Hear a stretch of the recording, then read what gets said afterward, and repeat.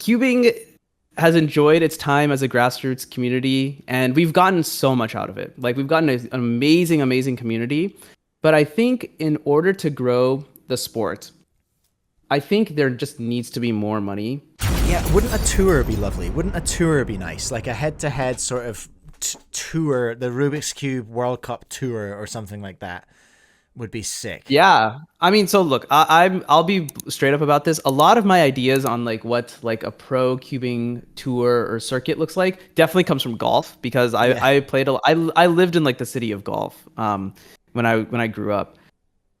And in golf, they have this thing called the FedEx Cup, right? And it's a season-long race. And the way it works is every week they have some sort of tournament, and depending on your placement in that tournament and like I think the ranking of the tournament, if you go to a smaller tournament, you get less points. If you go to a bigger like proper PGA Tour tournament, you get like a bunch of points.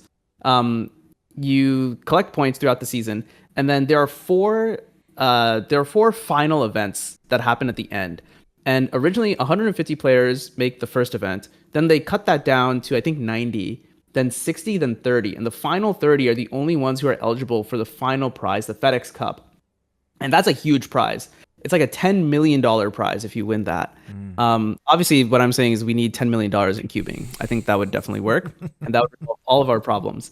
But that's kind of like an idea. And I think that would be cool to do some kind of tour like this where you have points.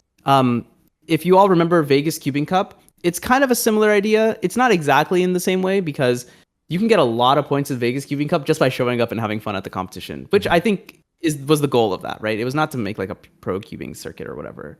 But I think ideas like that are certainly very interesting to me because it gets more people to be involved. Obviously, you can get points for just showing up, sure. But then it also rewards people who win the really big titles, like if you become the North American champion, if you become the Australian national champion or whatever, right? Depending on like the type of event you go to, you can get more points that way. Smash, I think, has a similar system, but that one is a little bit harder to understand. Okay. See, that's what I'm just trying to think from a purely sellable, marketable, sponsor attracting point of view.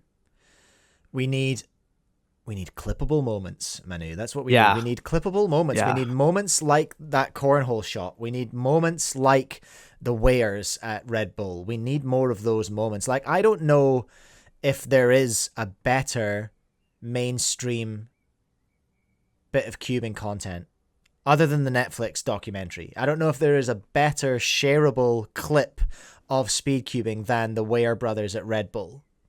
Genuinely. Yeah. It's one of the greatest things that has ever happened to our daft little sport because so many people saw that.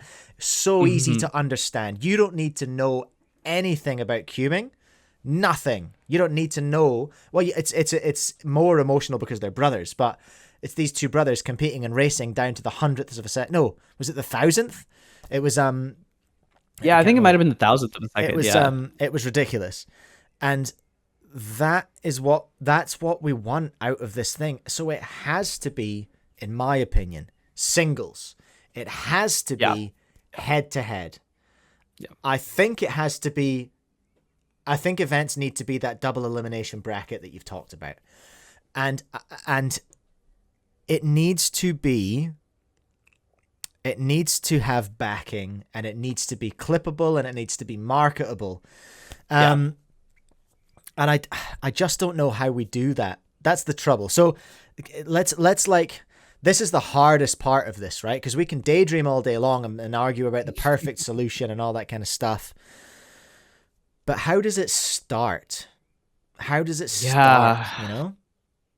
Yeah, that's something that I don't know. I mean, for one thing, like the WCA at least has like experimented with like unofficial formats. Like we have like Nations Cup, right? That happens at basically like every major these days is some kind of like Nations Cup or like some kind of like regions relay, right? And that is also like a head-to-head singles-based format. And there's some like interesting and dramatic moments. There's no footage of this anywhere, unfortunately. And it's actually tragic that there is no footage. I was at Euros. The Euros Nations Cup was actually kind of hype. Okay. It was actually pretty fun to watch. Mainly because like I think Russia was like the #1 team in the regions relay, but no one in Europe really wanted Russia to win because of all the political stuff going on, and it was crazy because Sweden was the team to defeat Russia, I think, in like the semifinals, and and this was in like a stadium, like in like an arena type venue, Yeah. and everyone was so hyped for Sweden to beat Russia, and I'm just like, wow, I did not care about this Nations Cup thing. I was just like, oh, I got nothing better to do. Like, I'm in Spain. Let's just watch this. But like, I got like into it. So that's one thing. So I think there definitely needs to be more experimentation of different formats and things like this. The other thing that I think is we just straight up need more money. Well, yeah. This is my personal opinion. Like, cubing has enjoyed its time as a grassroots community, and we've gotten so much out of it. Like, we've gotten an amazing community.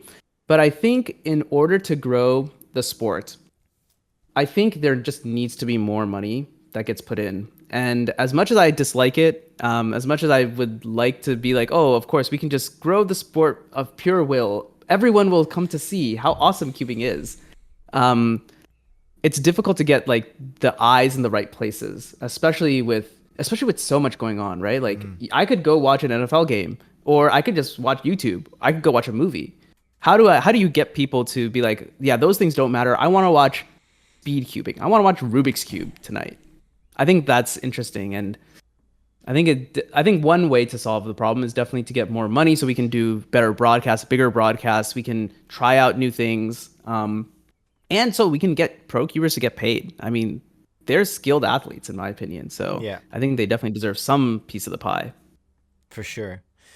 I'm just going to catch up with the chat really briefly because there's someone in the chat, Level Up Cube, who is agreeing that Nations Cup at Euros is wild. Also saying that's why I like the GAN Smart Cube tournament, pumping money into an entirely new type of tournament. Yeah, I love that. You know what I loved a lot about GAN SSL is I loved seeing GAN spending money on an event. I love to see that from a manufacturer. Like that's a step in the right direction. I love that. Then my mate John Baxter, official Timmy, trying to understand what cornhole is, just like me. He's like, wait, it's like darts mixed with curling? Okay, sure. That's another one.